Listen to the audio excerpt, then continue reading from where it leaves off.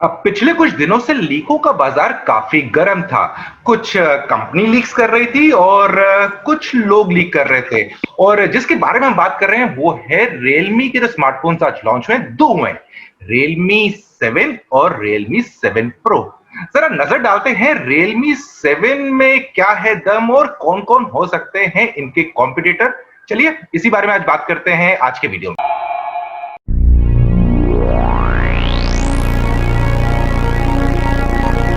Hi friends, आप देख रहे थे मोबाइल इंडियन और मैं हूं संदीप और मेरे साथ है निमिष। जो सबसे पहली चीज जो हमें स्ट्राइकिंग लगी थी वो ये लगी थी, ये लॉन्च नहीं, लॉन्च से पहले जब फोन आ गया था हमारे पास, वो था बॉक्स। बॉक्स के ऊपर सलमान भैया जी एकदम विराजमान है। तो आपको क्या लगा इस डेवलपमेंट के बारे में? क्योंकि अभी तक जितने ही फोन के हम देखते थे तो ठीक है, जो भी ब्रांड एम्बेसडर होते थे उनके फोटोग्राफ्स यूज होते थे एड्स वैड्स में, तो ये वाला मूव आपको कैसा लग रहा है? हाँ चीज निराला है काफी, क्योंकि जैसे आपने कहा ये चीज देखने को मिलती नहीं है। जो ब्रांड एम्बेसडर होते हैं वो लॉन्च पे आ जाते हैं, एक दो वीडियो कर देते हैं, एक दो इश्तेहार कर देते हैं, लेकिन डब्बे पे आ जाना ये तो शायद आप ही से बात हो रही थी, शायद एक बार सचिन तेंदुलकर का डेडिकेटेड कोई फोन आया था जी, स्मार्टफोन का, शायद स्मार्टफोन का था, तो उसमें था। उस समय, लेकिन एग्जैक्टली तो उस समय उनके ब्रांड एम्बेसडर थे तो उन्होंने शायद वो सिग्नेचर था कुछ फोन्स पे और डब्बे पे सिग्नेचर था, लेकिन उसके अलावा सेलिब्रिटी को तो कभी देखा नहीं। और सलमान खान तो मुझे लग रहा है उन्होंने ब्लैकबेरी प्लेबुक भी लॉन्च की थी तो भी उन्होंने कवर पे डब्बे पे तो नहीं डाला था, लेकिन चलिए अब अच्छी बात है, डब्बे के ढक्कन पे है। तो मुझे यहाँ पर ये लगता है, निमिष मुझे लगता है कि जो भी सलमान खान के फैन होंगे तो इस बार तो अगर वो ये फोन लेते हैं तो ये बॉक्स संभाल के रखेंगे और शोकेस में रखेंगे। जैसे हमने पीछे शोकेस में सामान रखा हो ना, वो लोग लगता है बॉक्स रख लेंगे। डाई हार्ड फैंस होंगे सलमान खान के। निमिष, एकदम एकदम एकदम ये बिल्कुल। निमिष, अगर प्राइसिंग की बात, इसमें एक बात कहना बहुत जरूरी है, क्योंकि ये एकदम से कहना बॉक्स पे सलमान खान है ना, बॉक्स ऑफिस मूव है एकदम। बिल्कुल सही कहा। तो ये फोन बॉक्स ऑफिस में हिट होता है कि नहीं होता है ये तो आप ही डिसाइड करेंगे, क्योंकि जेब तो आपकी ढीली होगी। लेकिन फिलहाल बात कर लेते हैं प्राइसिंग सबसे पहले। निमिष, फोन लॉन्च हुआ है 14,999 में, जो उसका एंट्री लेवल मॉडल है। और जब इसका प्राइस अनाउंस हो रहा था ना, मुझे राहुल शर्मा की याद आ रही थी, क्योंकि आपको याद होगा कि राहुल ये करने में एक्सपर्ट हो गए थे पहले, कि कुछ बोलते थे फिर एंड में प्राइस आता था फिर से चेंज करते थे। तो आज भी इन्हें वही किया, पहले 4 GB दिखाया, फिर बोला नहीं भैया हम 4 GB नहीं 6 GB देंगे इस दाम पे। और दूसरा वाला जो उनका, क्योंकि दो वेरिएंट्स लॉन्च किए हैं, दोनों में रैम तो सेम है 6 GB, और एक में 64 GB इंटरनल मेमोरी मिलती है और एक में 128। फर्क दोनों में, दूसरा वाला आई थिंक 17,999 का है जी, 17 या 16,999 का। हाँ जी, उसी के आसपास है। बिल्कुल। तो आपका फर्स्ट इंप्रेशन क्या लगा प्राइस को देख के? देखिए, जहां तक रियलमी 7 की बात है, मुझे सबसे निराली चीज तो ये लगी कि देखिए बहुत ही कंपेटिटिव जोन में जा रहा है, बहुत ही कंपेटिटिव जोन में जा रहा है। आप इसमें रेडमी का जिसे कहा जाए बेस्ट सेलिंग नोट सीरीज तो है ही है, और इस बार नोट के 3 अवतार आ गए हैं। एक नोट 9 है, नोट 9 प्रो है, एक नोट 9 प्रो मैक्स है, और ये भी जहां तक मुझको पता है 12 से 17 हजार के बीच में ऑपरेट करते हैं। तो एक वो है, ऊपर से अगर देखा जाए तो पोको का X2 है जो भी उस रेंज में आ रहा है। X2 शायद 16-17 हजार रुपए में आ रहा है, तो बहुत ही ज्यादा कंपेरेटिव रेंज में जा रहे हैं। और खास बात यह है कि इसमें ये लोग 17 हजार में लेके क्या आ रहे हैं, क्योंकि 17 हजार में अगर आप देखा जाए नोट काफी ला चुका है कि हाँ हम 64 हजार का 64 मेगापिक्सल का कैमरा आपको दे देंगे। तो आपको क्या लगता है कि ये रियलमी 7 क्या लेके आया है इस दाम में खास, अगर देखा जाए तो? अगर खाली स्पेक्स की बात करते हुए करें तो इन्हें एक नया प्रोसेसर लेकर आए हैं और कहा है कि हमने कैमरा में बहुत सारे यूआई लेवल पे काफी चेंजेस किए हैं। अगर मेगापिक्सल की बात ना करें, क्योंकि आज तो मेगापिक्सल तो, जी हाँ, और मेगापिक्सल की बात तो आजकल कॉमन ही हो चुकी है। हर एक ब्रांड 48 से नीचे तो बात ही नहीं करता। 48 मेगापिक्सल हो गया, ये हो गया, 4 कैमरा हो गए। सो फाइनली बॉयल डाउन इस पे होता है कि आपके पास परफॉर्मेंस कैसी आ रही है, फोन कैसा आपको परफॉर्म कर रहा है डिफरेंट लाइटिंग कंडीशंस में। और इनिशियल थॉट प्रोसेस ये लग रहा है कि जो कैमरा है इसका काफी अच्छा आ रहा है, डे लाइट कंडीशंस है, पिक्चर्स काफी ठीक ठाक आ रहे हैं। बट हैविंग सेड दैट, हर एक कैमरा डे लाइट में काफी अच्छी परफॉर्मेंस दे रहा है आजकल। तो थोड़ा और टेस्टिंग करने की जरूरत है, जब हम इसके डिफरेंट कंडीशंस में चेक करेंगे, डिफरेंट सेटिंग्स में चेक करेंगे, मे बी तब शायद हम इस के बारे में ज्यादा बता सकते हैं। लेकिन निमिष, आपको डिजाइन देख के कैसा लगा फोन का? जी, डिजाइन देख के एक बात तो स्थापित हो गई है कि एंड्रॉयड के प्लेयर्स जो हैं वो चौकोने पीछे कैमरा यूनिट बनाने सब लोग लगे हैं, क्योंकि पहले शुरू सैमसंग ने किया था, उसके बाद वीवो ने उठा लिया है, तब ओप्पो ने उठा लिया है, अब चौकोर सा पीछे लग रहा है, स्टैंडर्ड सा हो गया है। लेकिन हाँ, रियलमी ने डिजाइन के मामले में काफी अलग, हमेशा इनकी स्टाइल थोड़ी सी रही है। कभी कभी बड़े बड़े फॉन्ट में अपने नाम डाल देते हैं कैमरे के पीछे। इसमें कुछ कुछ लीक्स में तो पीछे आ गया था कि हाँ पीछे डेयर टू लीव लिखा रहेगा बड़ा सा।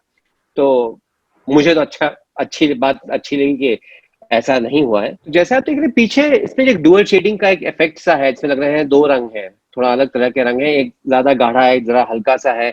और स्पेक्स तो अच्छे ही हैं, स्मार्ट लुकिंग फोन है, काफी चीजें अंदर हैं।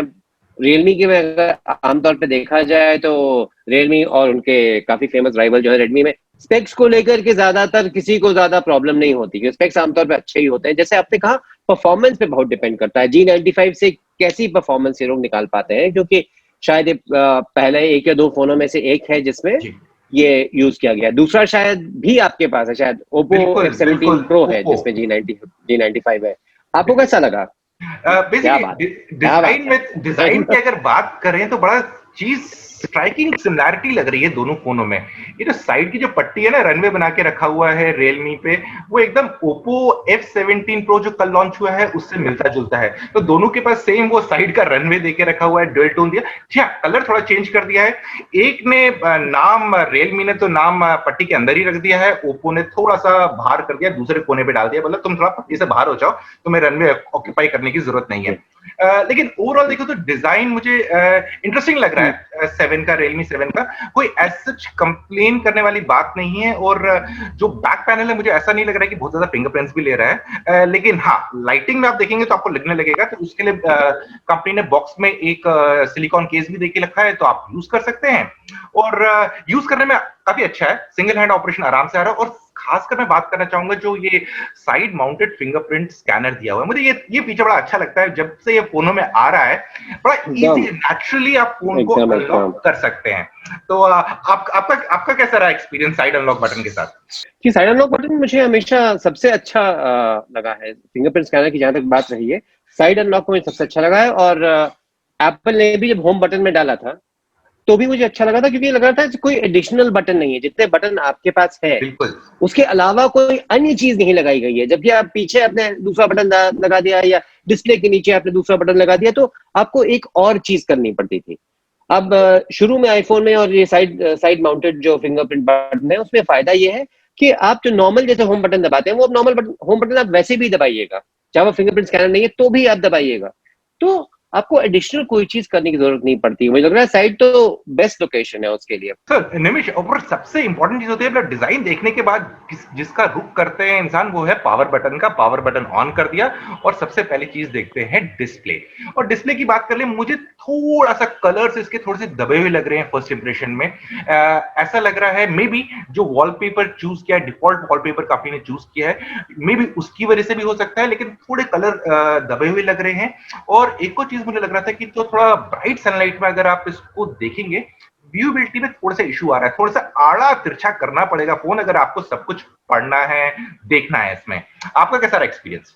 संदीप, मेरा तो Realme 7 के साथ एक्सपीरियंस अभी काफी लिमिटेड रहा है, ज्यादा देर तक देख नहीं पाया हूँ।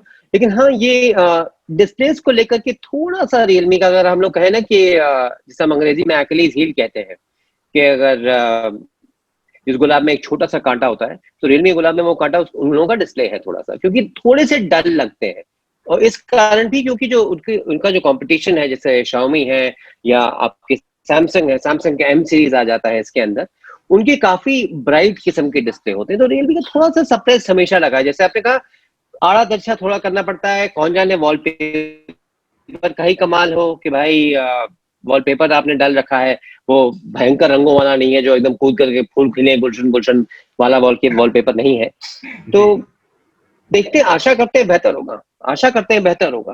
राइट। और फ्रेंड्स, इंतजार कीजिएगा, इस फोन का डिटेल कैमरा रिव्यू भी आपके पास आएगा। और जैसे कि आपने बोला कि इनका वो है ना एक्टिव हील है, तो एक लेकिन एक चीज में काफी स्ट्रांग है ये, वो है अपने कैमरा डिपार्टमेंट में। वहां पर कुछ ना कुछ इंटरेस्टिंग करते रहते हैं, चीजें लाने की कोशिश करते हैं। कैमरा कैसा लगा आपको? कैमरा रियलमी के कैमरे में कभी कोई इशू नहीं आया है, ये बात सीधे हम कहेंगे। अगर हमें निराशा कभी हुई है तो ये हुई है कि उन लोगों का जो हाई स्टैंडर्ड है उस पर वो लोग खुद न पहुंच पाने की निराशा होती है। लेकिन दूसरों के कंपैरिजन में हमेशा रियलमी के कैमरे काफी अच्छे रहे हैं इस प्राइस बैंड में। इन लोगों का चैलेंज सबसे बड़ा अपने ही स्टैंडर्ड्स को मीट करने का होता है, और खास बात यह है कि क्योंकि इनके डिस्प्लेज उतने ब्राइट नहीं होते, तो ये शायद एक अनोखा ब्रांड इस मामले में है कि इनकी फोटोज जो होती हैं वो कंप्यूटर पे एक्चुअली बेहतर दिखती हैं। आमतौर पर उल्टा होता है कि आपको फोन पे अच्छी पिक्चर दिखेगी और कंप्यूटर पे आपको थोड़ा डल लगेगी। रियलमी में क्योंकि उनका डिस्प्ले हल्का सा डल होता है, तो उनकी जो होती है फोटोज वो फोन पे उतनी अच्छी नहीं लगती, लेकिन जब आप कैमरे पे ट्रांसफर करते हैं लगता है अरे वाह भाई क्या फोटो खींची है। तो 64 मेगापिक्सल का उन्होंने सेंसर यूज किया है, 64 मेगापिक्सल का उन्होंने सेंसर यूज किया है और सोनी का सेंसर यूज किया है, तो एक्सपेक्टेशंस तो बहुत हाई हैं। शुरू में एक दो शॉट जो लिए थे वो तो अच्छे लिए थे, उन्होंने कई शूटिंग मोड्स डाले हैं, नाइट मोड्स डाले हैं, और प्रेजेंटेशन में तो आपने देखा ही होगा, वो बात की जा रही थी। इनको चैलेंज मुझे जहां तक लगता है कि ये होगा कि इतने सारे मोड्स आपने डाल दिए, अब कंज्यूमर को समझाइए कि ये मोड्स इस्तेमाल करें, क्योंकि हम लोग भी अभी भी उठा करके बस खींच देते हैं, है ना। बिल्कुल बिल्कुल। और कैमरा जैसा आप बता चुके हैं कि काफी दम डालते हैं लोग, काफी अच्छे लगते हैं। तो उम्मीद करते हैं कि अब आने वाले वक्त में भी जब तक हमारा रिव्यू खत्म होगा, ये अपना परफॉर्मेंस ऐसे ही मेंटेन करे, बीच में 19-20 करने ना बैठ जाए। एक और इंटरेस्टिंग चीज है इसमें, फास्ट चार्जिंग देके रखी है, पर इंटरेस्टिंग कहें या अब तो ये कह सकते हैं कॉमन चीज हो गई, जिसको देखो सब फास्ट चार्जिंग दे ही रहे हैं। अब तो बेसिक टेक हो चुका है कि अगर आप फोन लॉन्च कर रहे हैं 10,000 12,000 से आगे, तो फास्ट चार्जिंग देनी ही देनी है। अब सबसे मुद्दे की बात कर लेते हैं, वो ये है कि मार्केट में इस टाइम पे इस कंपटीशन, इस प्राइस रेंज में 14,000 से लेके ऑलमोस्ट 18,000 तक काफी ज्यादा फोन है। सैमसंग का भी फोन वहां पर है, शॉमी का फोन भी वहां पर है, नोकिया भी कुछ किए हैं, थोड़े कम दाम पे हैं। लेकिन आपको क्या लगता है, क्या ये कंपटीशन को जबरदस्त टक्कर दे पाएगा, या फिर जो बाकी कंपटीशन है उनमें कुछ दो तीन चीजें इससे बेटर है? देखिए, जहां तक कंपटीशन का सवाल है तो टक्कर तो देगा, क्योंकि रियलमी ब्रांड है और वैल्यू फॉर मनी है। जैसे हम लोग 2 मिनट पहले डिस्कस कर रहे थे कि ऐसा कभी नहीं लगता है कि इन्होंने ओवर प्राइस किया है। हमेशा कोई ना कोई स्पेक्स देंगे, हमेशा कोई ना कोई चीज देंगे। आपकी बैटरी छोटी नहीं होगी, आपका डिस्प्ले सबसे अच्छा नहीं होगा लेकिन अच्छा भला होगा, कैमरे आपके शानदार होंगे। तो रियलमी का एक ट्रेडिशन है, तो मुझे लग रहा है टक्कर तो जरूर देगा, लेकिन उसके खिलाफ जो लोग खड़े हैं वो काफी फॉर्मेडेबल है, काफी अच्छे डिवाइसेस है।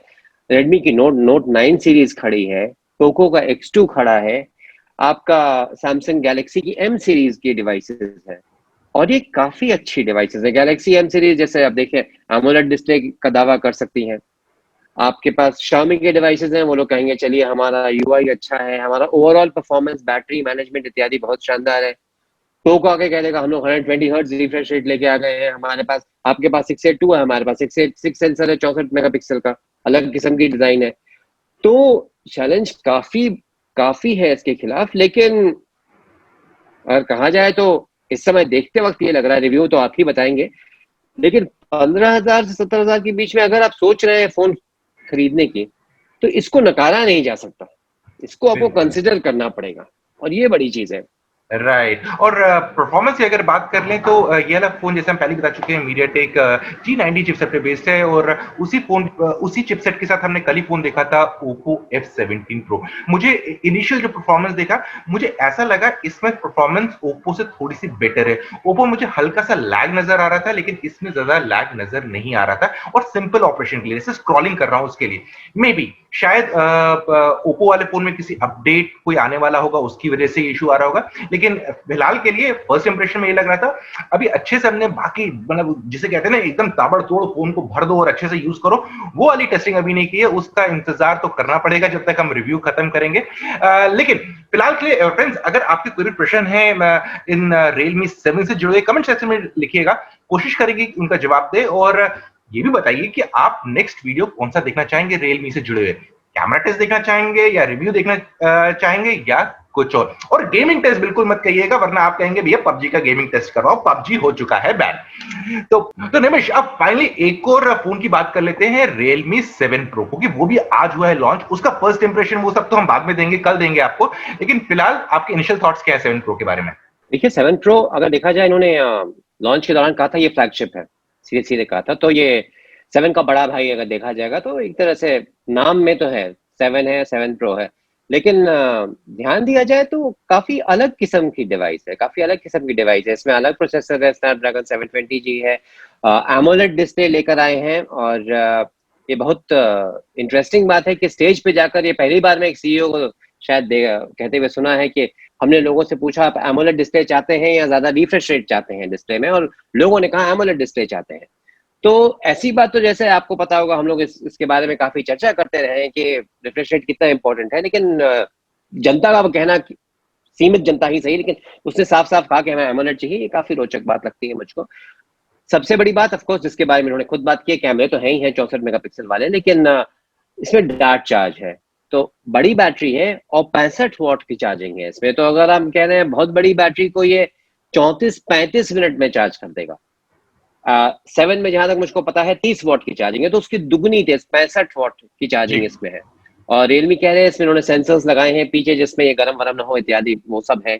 डिजाइन फिर बहुत अच्छा है, देखने में काफी अच्छा है। आपका एमोलेड डिस्प्ले है। एमोलेड डिस्प्ले अब कैसा होगा रियलमी में, ये हम लोगों को देखना पड़ेगा, क्योंकि जहां तक मुझको याद है X और X2 में काफी अच्छा था, लेकिन X50 में कुछ लोग थोड़ा सा निराश हुए थे। वो चाह रहे थे कि ज्यादा ब्राइट हो, क्योंकि एमोलेड से सैमसंग की याद आ जाती है ना कि हर जगह रंग होने चाहिए। आपको कैसा लगा संदीप? डिस्प्ले जैसा आपने कहा कि मुझे इसमें भी थोड़ा सा दबा हुआ लग रहा था। मैं जब जैसे सुना कि इसमें एमोलेड डिस्प्ले है, ये एकदम मतलब जिसे कहते हैं फट के बाहर आएगा, वो वाली फीलिंग नहीं आ रही थी। मुझे लगता है आई थिंक Realme को सबसे पहले तो अपने वॉलपेपर्स पे थोड़ा कुछ काम करना चाहिए, क्योंकि जो डिफॉल्ट वॉलपेपर्स हैं काफी डल लगते हैं, और मे बी उनकी वजह से भी एक फर्स्ट इंप्रेशन थोड़ा सा उटपटांग होने लगता है। बट ओवरऑल डिवाइस काफी इंटरेस्टिंग लग रहा है मुझे, और एज सच कोई मेजर प्रॉब्लम नजर नहीं आई मेरे को। जो इनिशियल मैंने यूसेज किया, मैंने इसको ज्यादा यूज नहीं किया, मैंने मुश्किल से 1-2 घंटे यूज किया था। मुझे ठीक ठाक लग रहा था, लेकिन वही है कि आजकल डिवाइसेस इतने ज्यादा लॉन्च हो रहे हैं, तो एक ही बार में किसी ओपिनियन देना हमारे लिए बहुत मुश्किल है, क्योंकि दिमाग में इतना ज्यादा क्लटर हो चुका है कि आपको थोड़ा दिमाग खाली करना पड़ेगा, ठंडे दिमाग से देखना पड़ेगा, तभी हम ऑनेस्ट ओपिनियन दे पाएंगे। क्योंकि अगर हमारी ओपिनियन गड़बड़ हो जाए और जो लोग हम पे भरोसा करते हैं, तो उनके फालतू में पैसे वेस्ट होंगे, और ये कभी हम चाहेंगे नहीं। तो निमिष, आपको कंपटीशन के मामले में क्या लगता है, 7 Pro को किस किस से स्ट्रॉन्ग कंपटीशन मिलेगा? देखिए एक चीज देखा जाए तो 7 Pro एक बहुत इंटरेस्टिंग जोन में चला गया है। 19,999 से शुरू हो रहा है, अब 20,000 के आसपास अगर आप देखिए तो ये Redmi Note 9 Pro Max के थोड़ा आगे। Redmi Note 9 Pro Max 17 पे रुक जा रहा है, पोको है आपका 17 पे रुक जा रहा है, ये 20 है और 20 के ऊपर जा रहा है। इंटरेस्टिंग बात यह है कि अभी किसी के खिलाफ जाएगा तो अब Redmi K20 Pro तो अभी भी बिक रहा है, 22-23 हजार में बिक रहा है। और Realme का अपना कुछ महीनों पहले लॉन्च हुआ Realme X3 सुपर जूम नहीं, Realme X3 जो प्लेन मॉडल था स्नैपड्रैगन 855 के साथ है, वो भी शायद 22 से 23 हजार के आसपास से बिक रहा है। लेकिन जितना कंपटीशन Realme 7 को फेस करना पड़ रहा है, शायद 7 Pro को उतना ना फेस करना पड़े, क्योंकि उस प्राइस रेंज में फोन्स कम है। Oppo F17 Pro आ सकता है, लेकिन तब लोग कहेंगे जनाब यहाँ 7 स्नैपड्रैगन प्रोसेसर आपके पास है और वहाँ MediaTek है। फ्रैंकली मुझे MediaTek और स्नैपड्रैगन में उतना भयंकर फर्क नजर नहीं आता है, लेकिन एक परसेप्शन जनता में है कि जैसे AMD इंटेल की बात है, लोग इंटेल को बेहतर मानते हैं, तो वैसे ही लोग स्नैपड्रैगन को बेहतर मानते हैं। तो जिसे कहा जाए जन सामान्य की मान्यता यह है कि 720G के लिए हम लोग थोड़ा ज्यादा पे करने के लिए खुश रहेंगे। तो अक्सर देखा जाए तो बहुत इंटरेस्टिंग जोन में है। आपको क्या लगता है किसी खिलाफ जाएगा ये?